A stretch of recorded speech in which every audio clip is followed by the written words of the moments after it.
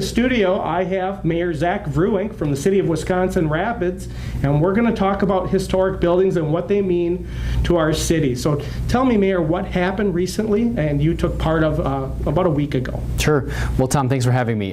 The city of Wisconsin Rapids had the pleasure of hosting the Urban Alliance, which is a group of mayors and city administrators from around Wisconsin for our quarterly meeting. And we meet in different cities in different parts of the state throughout the year. And Wisconsin Rapids happened to be on the rotation, and so we were very pleased to host a group of mayors and city administrators for a day. And part of the visit to the city was a press conference on the historic preservation tax credit, in which the governor partially lifted the moratorium that was in place on the historic preservation tax credits that was instituted.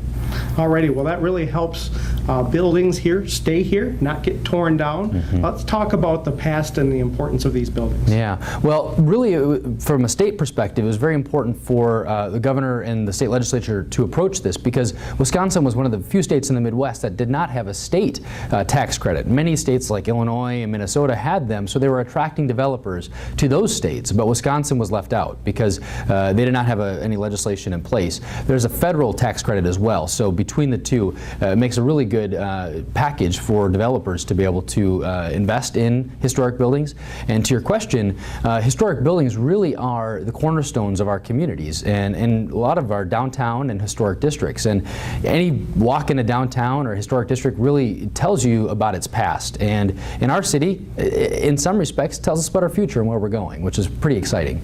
But it also helps bring jobs in and possibly developers. Will new developers come here to help fix some of these buildings because of this lifted tax? Well, part of the reason why the moratorium was in place in the first place was because there was such a high demand for it. And the state didn't know what the financial impact was. So the state and the governor decided, you know what, let's lift the ban after they studied it because of the fact that there was new investment coming to the state. And subsequently, construction jobs and jobs created following that because businesses were opening in these historic buildings, which oftentimes historic buildings can be blighted or can be underutilized because the significant investment that goes into these buildings to get them rehabbed and get them occupied again.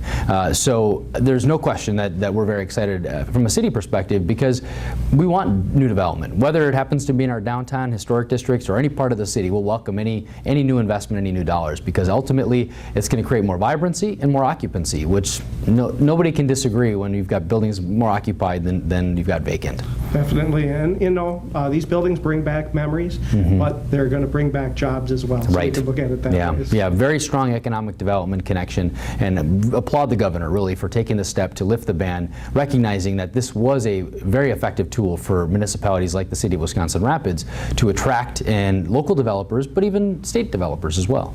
Alrighty, well you see in the next 3 to 5 years you see some work that'll be done in some of our buildings probably. No question. There's already some work underway in some of the historic buildings in the center of our city and near the waterfront, and very pleased and very excited about that progress because ultimately, as I mentioned, they might be blighted, they might be vacant, but we can restore occupancy. It's going to restore vibrancy and people to the area. Alrighty, well thanks Mayor for all that information, and thanks for coming to the studio. Tom, thanks for having me.